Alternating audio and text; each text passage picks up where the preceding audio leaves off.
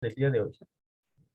Ok, vamos a empezar, ¿de acuerdo? Propiamente, en entrar un poco, o profundizar un poco en lo que es la teoría del caso, ¿de acuerdo? Yo sé que la materia no es teoría del caso, pero si no lo vamos a ver desde la perspectiva del sistema penal acusatorio, ¿de acuerdo? Nosotros en el sistema penal acusatorio tenemos que tener una teoría del caso, ¿de acuerdo? Y va de la mano con tres elementos que ya conocemos, ¿de acuerdo? La teoría probatoria, la teoría jurídica y la teoría fáctica. Pero aquí agregamos una más, que tema de la teoría del caso propiamente requiere que el asunto tenga un argumento, el cual su autor se propone a decir un asunto en particular.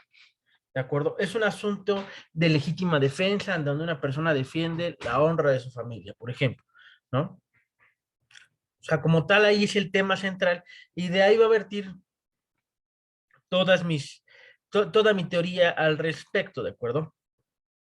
Ya sé que se ve medio enredada, no soy tan bueno como yo quisiera haciendo estas cosas, ¿de acuerdo? Soy mejor en el pizarrón, lo acepto, pero todo esto enredado que vemos es lo que vamos a armar el día de hoy en la clase de sistema penal acusatorio. Sale. Ok. El día de hoy tengo un caso, ¿de acuerdo? Me pasó. Y les voy a contar rápidamente. Tengo un colega que es, igual que yo, es abogado, es un gran amigo mío y el cual pues le tengo mucha confianza y me tiene mucha confianza. El día de hoy se fracturó el brazo, literalmente se fracturó el brazo, ¿de acuerdo? Andando en su bici y pues me pidió ver a sus clientes, ¿de acuerdo? El cliente es una situación muy compleja. Yo pensé que era algo más simple cuando me postularon el problema, pero no, es sumamente complejo. Sale. Vamos a poner al contexto. Sale. Vamos a poner que Papá Ray, ¿sale? Sí, le vamos a poner. Papá Ray, no, llama Rey. Papá Rey, así se llama. El Papá Rey, deja intestado sus bienes. Es Inés. Deja intestado sus bienes y pues el señor Papá Ray tuvo una esposa con la que se casó por lo civil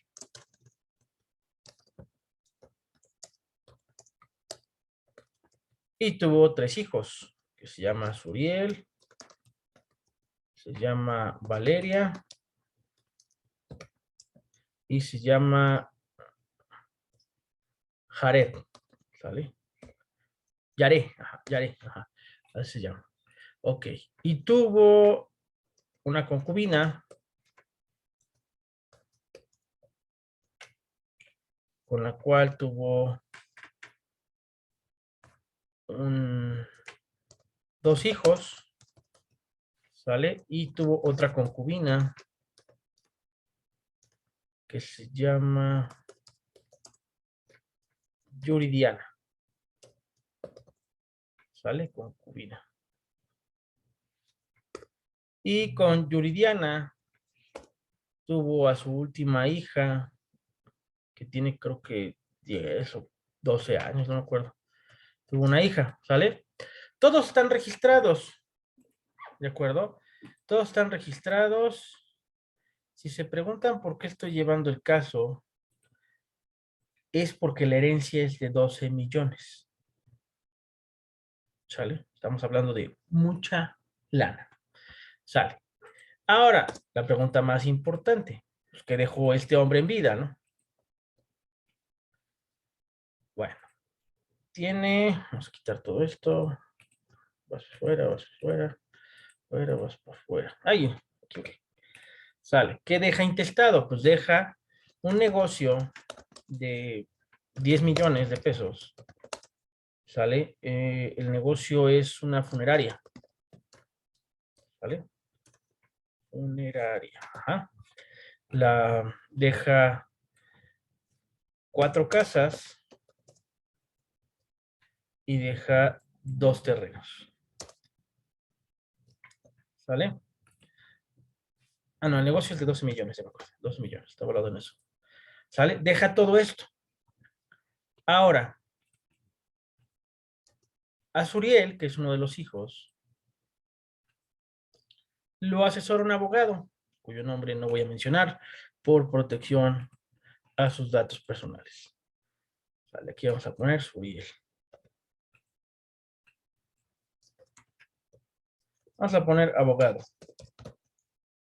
El abogado como tal es el que lo representa y representa solamente a dos personas, a Yaré y a Suriel. Yaré trabaja en los Estados Unidos, ¿de acuerdo? USA, le vamos a poner. Y Suriel administra los negocios de la familia, que es la funeraria. ¿Vale? Ok. El abogado, como tal, tiene una familiaridad con Suriel. Es su cuñado el abogado, ¿de acuerdo? Porque la esposa de Suriel es su hermana del abogado. ¿Sale? Entonces, Suriel se quiere quedar con todo. El abogado le dice que sí. Ya no le pasa reportes a Yared de nada. ¿Y qué creen? Como es una funeraria, tienen casos, bueno, tienen muertos por COVID y Suriel se contagia de COVID. Suriel se contagia de COVID propiamente, se muere y el abogado pues sigue representando ahora en lugar de representar a Suriel, representa a su concubina.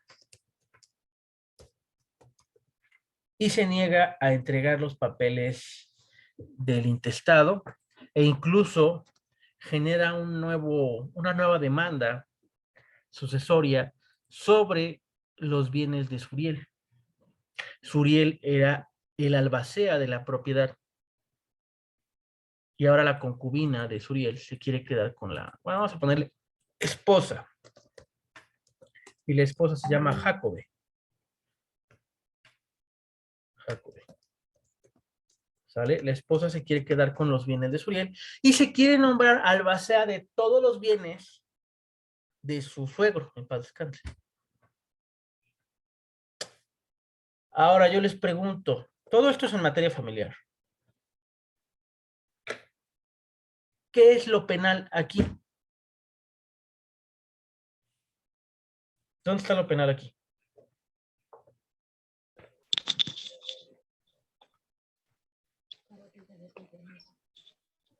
Dime, El abuso de confianza. el abuso de confianza. Tú lo tipificas de esa manera, ¿ok? Muy bien, ¿por qué lo clasificas como abuso de confianza? Vámonos a la grada. Porque era abogado de su hermano y resulta que ahora ya volteó bandera.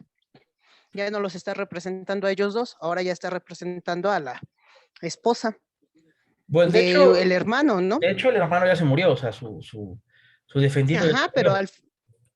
pero estaba representando a los dos. Y se supone que quedaría nada más para que representara a Suriel. Y ya ella no quiso. Ahora ya se va con la otra persona. Y ahora ya quiere agenciarse todo. Siendo que para este caso, Suriel también estaba enterado de que el abogado estaba, ¿cómo se llama? Los estaba representando a los dos, ¿no? Y los dos estuvieron de acuerdo de que él tuviera todos los papeles. Ok, a ver, vamos a leer nuestro Código Penal Federal, ¿sale? Abuso de confianza. Al que con perjuicio de alguien disponga para sí o para otro de cualquier cosa ajena mueble de la que se le haya transmitido la tenencia y no el dominio, se le sanciona con prisión hasta 1 año y multa de 100 veces salario mínimo cuando el tomo del abuso no exceda las 200 veces el salario mínimo. Si excede esa cantidad, pero no de 2,000, el año será 1 año y 6 meses de prisión. Ok, si el monto es mayor a 2,000 veces el salario mínimo, tendrá de 6 a 12 años. Se considera como abuso de confianza para los efectos de la pena el hecho de disponer o sustraer una cosa, su dueño, si le ha sido embargada y la tiene en su poder con el carácter de depositario judicial, o bien si la hubiera dado en prenda y la conserva en su poder como depositario a virtud de un contrato celebrado con distancia de institución de crédito. No. El hecho de disponer de la cosa depositada o sustraerla, el depositario judicial o el designado por o ante las autoridades administrativas o del trabajo. No. El hecho de que una persona haga parecer como suyo un depósito garantiza la libertad ca caucional de un procesado y del cual le corresponda la propiedad. No. Se reputa como abuso de confianza la ilegítima posesión de la cosa retenida si el tenedor o poseedor de ella no lo devuelve a pesar de ser requerido formalmente por quien tenga derecho o no lo tenga a la autoridad para que ésta disponga de la misma conforme a la ley. Bueno, yo creo que en esta sí califica o sí tipifica. Se considera como abuso de confianza y se sancionará con 6 meses a 6 años de prisión y multa de tal a quien indebidamente o se niegue sin justificación a entregar un vehículo recibido. No, sale. Su compañera dice que es abuso de confianza. Qué más podríamos decir o qué más podríamos acreditar? El delito de abogado, patrono, litigante y asesor jurídico. El delito de abogado patrono, ¿cómo? Ajá, bueno, así dice aquí en el capítulo 5 del Código Penal de la Ciudad de México, en el artículo 319. Se impondrá de 6 meses a 4 años, etcétera, a quien abandone una defensa o un negocio sin motivo justificado y en perjuicio de quien patrocina. Segundo, asista o ayude a dos o más contendientes o partes con intereses opuestos en un mismo negocio o negocios conexos, o acepte el patrocinio de alguno y admita después el de la parte contraria en un mismo negocio. Es correcto. Es muy, muy correcto. Delitos de abogados, patronos y litigantes. Se impondrá tal, y suspensión e inhabilitación por un término igual a la pena señalada anteriormente para ejercer la profesión a los abogados, a los patronos o a los litigantes que no sean ostensibles patrocinados por abogados cuando cometan alguno de los siguientes delitos: alegar a sabiendas de hechos falsos o leyes inexistentes o derogadas. Y pedir, chéquense estas partes, chéquense esta parte, porque si yo alego un hecho falso ante la autoridad, tengo una responsabilidad. Por eso les digo que tengan mucho cuidado con sus amparos, porque si tú dices algo que está falso o pones una ley una ley que no existe o está derogada, hay una responsabilidad penal, tal cual.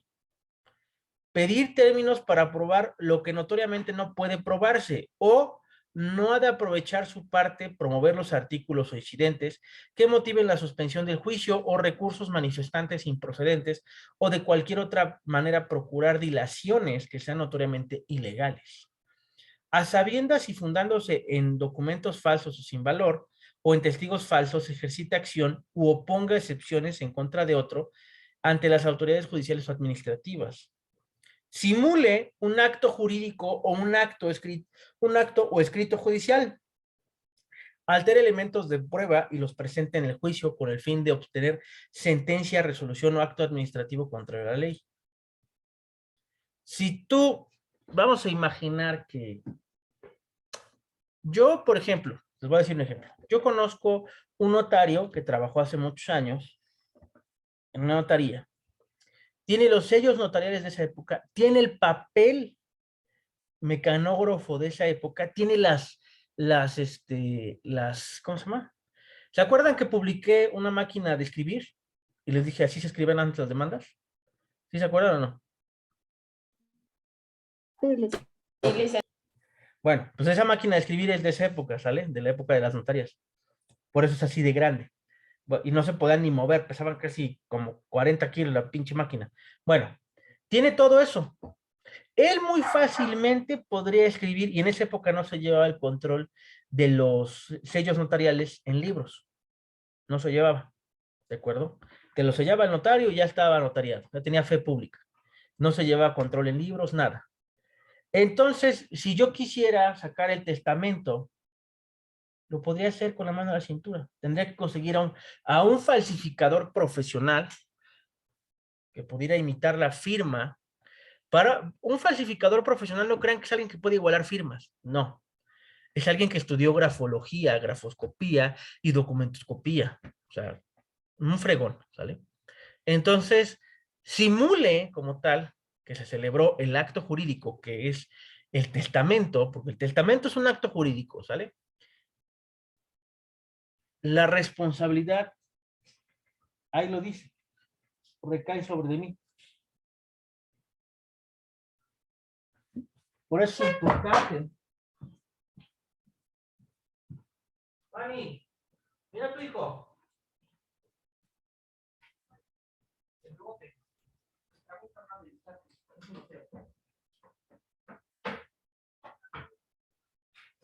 Límpiale la boca. Échale agua. Perdón. Ya estoy aquí de vuelta. Ajá, les decía, entonces, si yo hago eso, ¿me podría meter en un problema? Sí, tal cual. ¿Sale? Mucho cuidado con esta parte. ¿Ya vieron de cuántas cosas somos responsables? ¿Y cómo puede haber una suspensión o inhabilitación de mi ejercicio como abogado?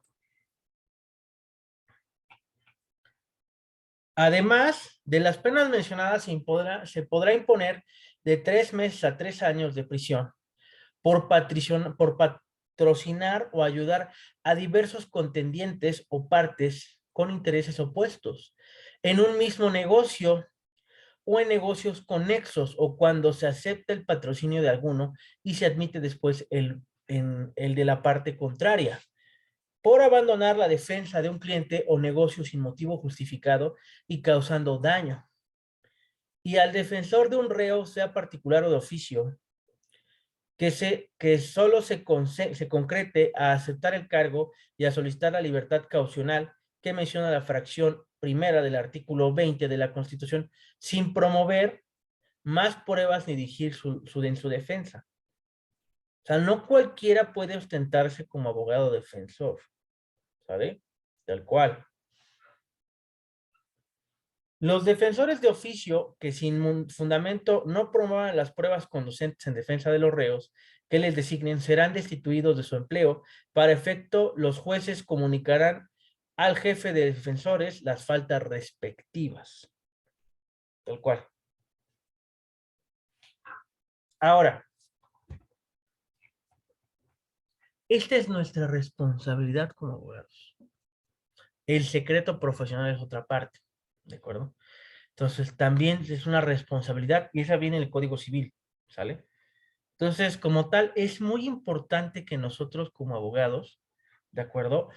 Tengamos en cuenta que el sistema penal puede jugar en nuestra contra si no jugamos por la derecha, ¿de acuerdo? Ahí está. Y su compañera lo leyó de la Ciudad de México. En cada entidad federativa juegan factores diferentes. Pero yo aquí estoy hablando federal porque nos compete a todos. Y me imagino que todos algún día van a tramitar algún amparo. En materia federal serán juzgados por la ley penal federal, que es el Código Penal Federal. ¿De acuerdo? Entonces, es muy complejo. O sea, lo podemos acusar o no podemos levantar la denuncia por esto, por lo que comenta su compañera, o sea, en particular sería por ¿sale? Artículo 232, el de abuso de confianza, yo le agregaría fraude. Comete el delito de fraude el que engañando a uno o aprovechándose del error en que se hace ilícitamente de alguna cosa o alcanza un lucro indebido. ¿Sale?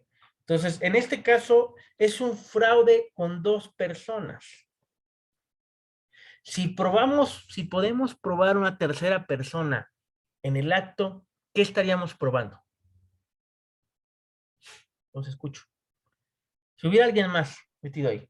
Delincuencia organizada. Es correcto, así es, delincuencia organizada. Es lo que podríamos probar el abogado, su representado y la otra persona que se ve beneficiada por el acto. ¿Sale? Pues sí, son tres, ¿no, Lee? Perdón. Es el abogado, que es el cuñado. Ah, no, pero ya falleció el otro, perdón. No, ya falleció, ya tenemos un decuyo. Si siguiera vivo y pudiéramos probar todo esto, sí tendríamos 3 personas. ¿De acuerdo? Y aún así podemos, si pudiéramos probarlo, o sea, si pudiéramos probar que la persona que murió estaba en la pretensión del acto, tal cual. Serían delincuencia organizada entre los 3. Pero desgraciadamente, pues el cuñado ya no vive, ¿de acuerdo? El cuñado, el hermano ya no vive. Suriel fue el que se murió. Entonces, Suriel a morir, la hermana es la que reclama, ¿de acuerdo? Y ahorita el abogado es el que de mala fe está reclamando. Ahora, me voy a meter en otro rollo. Eso es en materia penal, ¿sale? Ahora, vamos a ver otra situación. En este mismo ejemplo que estoy postulando, ¿sale? La hermana emplea el negocio, bueno, Suriel es el que estaba llevando la administración de la empresa, ¿de acuerdo? Estaba administrando el negocio de la familia, que son la funeraria, ¿sale? Al hermano verse en cama y verse hospitalizado en hospital particular, la hermana agarra 800,000 pesos del negocio de ganancias para pagar los gastos del hermano, no funerarios, los gastos en general. Oxígeno, gastos hospitalarios, todos los gastos que conlleva pues, estar en el hospital. ¿De acuerdo? Recordemos que en hospital particular las cosas son carísimas, carísimas. ¿De acuerdo? La esposa no paga nada. Pero la pregunta es, ahora vendo desde medicina legal. Si la esposa fue quien lo internó en el hospital particular, ¿quién tenía la responsabilidad del pago? ¿La hermana o la esposa? La esposa, digo, La esposa. Sí, la esposa. Esposa. De acuerdo, muy bien. ¿Por qué? ¿Dónde se encuentra esa obligación que tiene? O sea, ella tiene derechos sobre su esposo y sobre los bienes de su esposo, pero también tiene obligaciones, ¿verdad? Hasta ahí estamos de acuerdo. Sí, Lee. Perfecto. Ok. Entonces, ahora el siguiente problema es el SAT se da cuenta de estas transacciones. La hermana, Yaré, aparte de esos 800,000 pesos, porque se gastaron 1,5 millones en la recuperación de su hermano y aún así se murió, tal cual. La hermana, aparte de agarrar esos 800,000 pesos de la empresa, cambia dólares en casas de cambio, porque ella trabajaba en Estados Unidos, recuerden, cambia dólares en diferentes lugares. Y por último, se hace un envío de dólares, porque ya no le quieren cambiar los dólares. Se hace un envío, se paga el impuesto de las remesas, se hace un envío ella misma en dólares. Otro compañero de trabajo le presta dinero y le manda un depósito en dólares también, de Estados Unidos para acá, para poder sufragar los gastos. Y ahora el ORPI le está buscando. El ORPI, ¿sí saben qué es el ORPI o no les expliqué qué es el ORPI? Yo no sé. recuerdo. Ok. ORPI es operación de recursos ilícitos.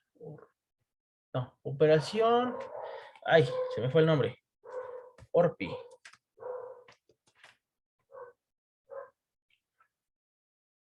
No, espérenme.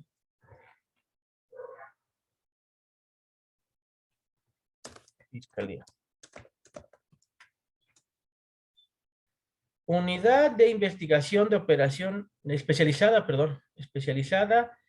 investigación de operaciones con recursos de procedencia ilícita. Ajá, procedencia ilícita. Sale. Entonces, falsificación o alteración de moneda, ¿de acuerdo? Eso es lo que esta unidad está buscando, por eso se llama ORPI, ¿de acuerdo? Acá está, ORPI, operaciones con recursos de procedencia ilícita. Cuando nosotros realizamos depósitos o transacciones de una alta cantidad, se enciende un foquito en el banco y el banco notifica a la Secretaría de Hacienda y Crédito Público, notifica a estos también, y entre otras organizaciones, o sea, notifica a todos ellos. Esta persona está recibiendo mucho dinero. Y cuando son dólares también, ¿de acuerdo? Yo tengo un amigo cuyo nombre no voy a mencionar, algún día lo conocerán, algún día lo invitaré a las tertulias del derecho, que trabajó ahí, bueno, mejor dicho, que trabaja ahí, ¿de acuerdo? Y pues obviamente yo le he preguntado, oye, pero pues hay un chingo de gente que recibe dinero, perdón la palabra, hay muchísima gente, perdón, ya le debo una moneda al frasco, hay muchísima gente que recibe dinero de procedencia ilícita, mucha gente, yo conozco muchísima, más de la que quisiera. Entonces, ¿cómo es que no los persiguen? Ah, porque hay intereses de por medio. Hay muchos intereses de por medio.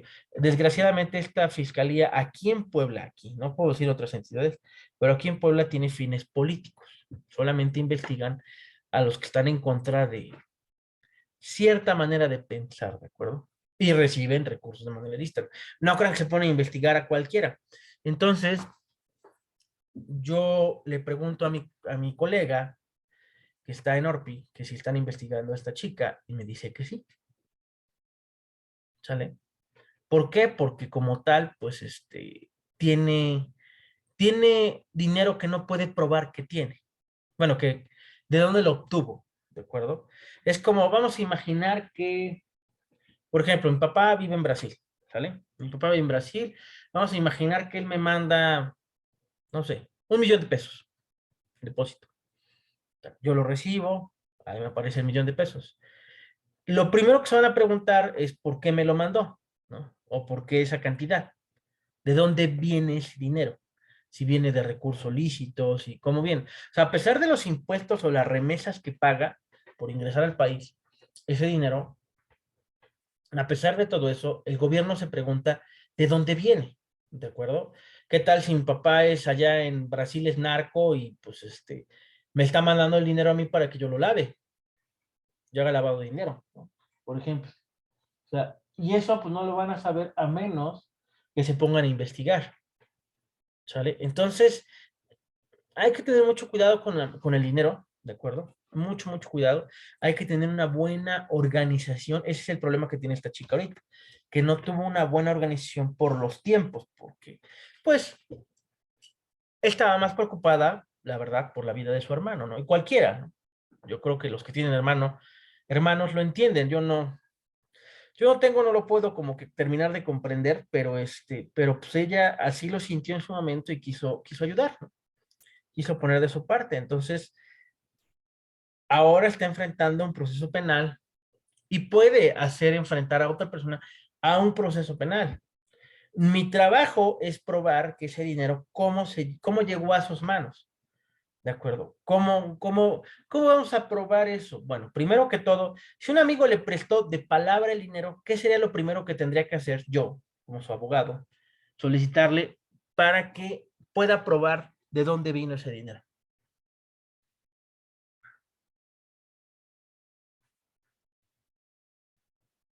¿Cuál sería el primer paso a seguir para probar el préstamo?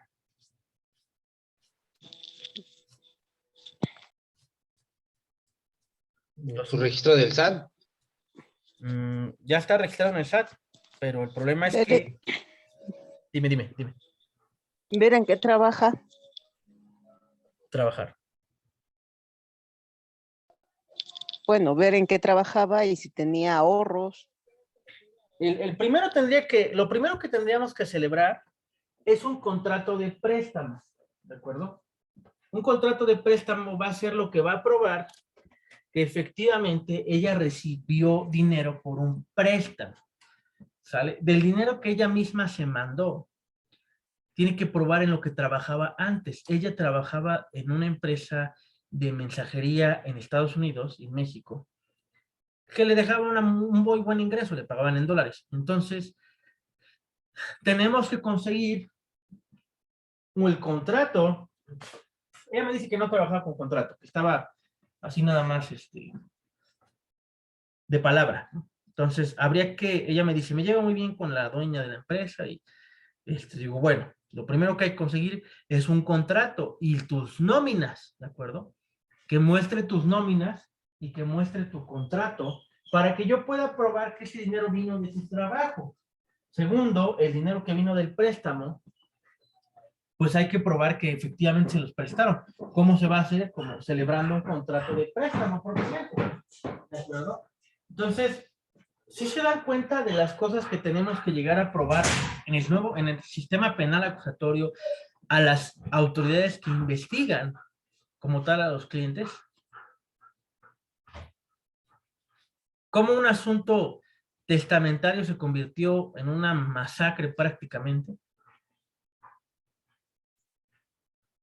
¿Por qué? Ahora les pregunto, ¿por qué yo tengo como su abogado que hacer todo eso?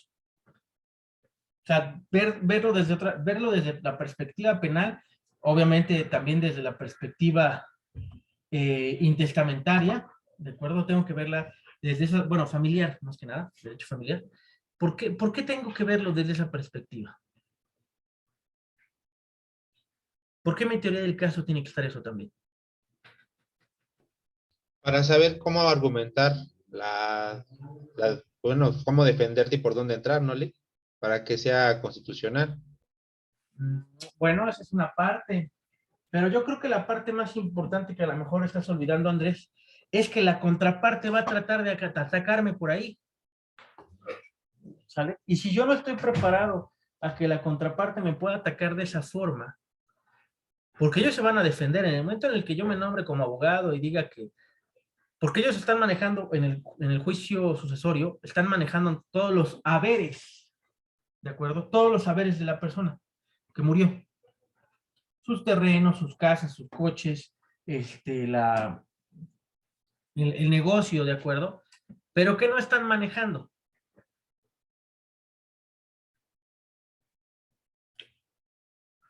El patrimonio se divide en dos. Teoría del patrimonio. ¿Cuáles son esas dos divisiones del patrimonio? Los escucho. Unos son los haberes y los otros ¿qué son?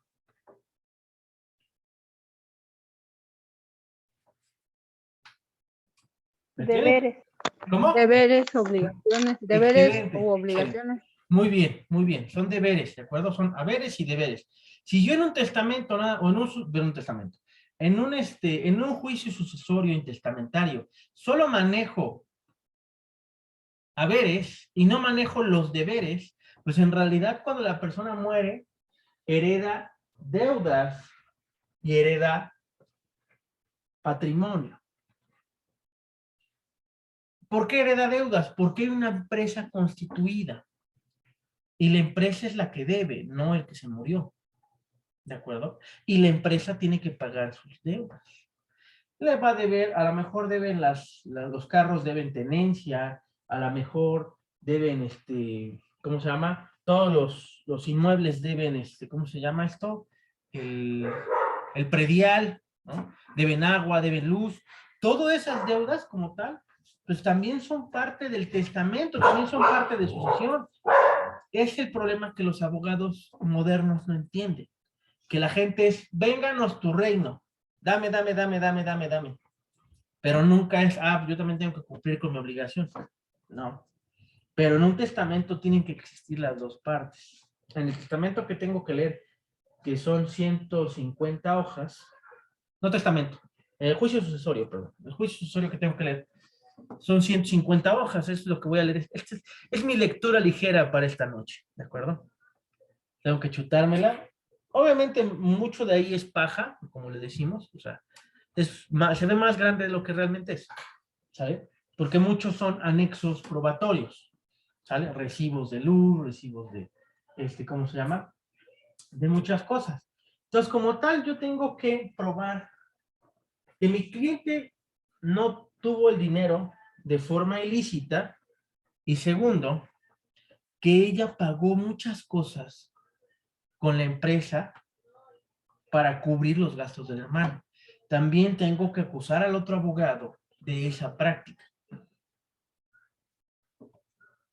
¿Ya vieron qué tan complejo se volvió un caso que parecía o que tenía apariencia de simple? ¿Cómo se vuelve de complejo? También hay otro abogado que les estaba llevando el asunto, les cobró 40,000 pesos y no resolvió nada. Nada. Y también quieren proceder contra él. ¿Ya vieron cómo? O sea, si estamos hablando, les voy a poner una cosa simple y barata, ¿sale? En este momento yo ya cobré, nada más por asesorar el caso, o sea, para leer todo lo que tengo que leer y empezar a formular, yo cobré 5,000 pesos. Nada más para eso. Aparte le dije que son otros 3,000 pesos de gastos administrativos. Porque yo le tengo que decir cómo va a llevar su negocio, cómo va a llevar esto, cómo va a llevar otro. Y todavía tengo que, bueno, ya le pagué 1,500 pesos a la contadora que me hizo el conecte con el cliente. Bueno, mejor dicho, la clienta, ¿de acuerdo? Me hizo el conecte como tal y mañana tengo que poner todo mi empeño del mundo para poder sacar el caso. ¿Sale? Para poder desentrañarlo. Ya se vieron cómo es tan complejo, como el que dice, nada más me voy a dedicar a la materia familiar, o nada más me voy a dedicar a la materia civil, o nada más me voy a dedicar a la materia penal. ¿Cómo no es tan simple? Y todavía aparte, nada más tiene dado de alta a 2 trabajadores de su empresa y tiene 10 trabajadores. Y a los 10 trabajadores se les deben utilidades y comisiones y horas extras. O sea, todavía parte de eso.